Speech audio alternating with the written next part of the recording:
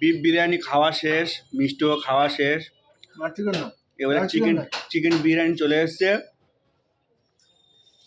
Chicken biryani চলে এসছে। Chicken biryani খাওয়া হচ্ছে, দেখি। ঝরে বলছে বলবে তো বাবা,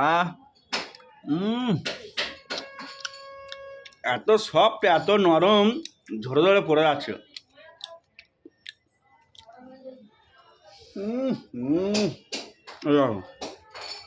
ঠ্যাং গাড়ে বাজিয়েছি, গাড়ে বাজে দিন পরে ছেড়ে গেল, যে ঠ্যাং ভেঙে দিয়ে এলো।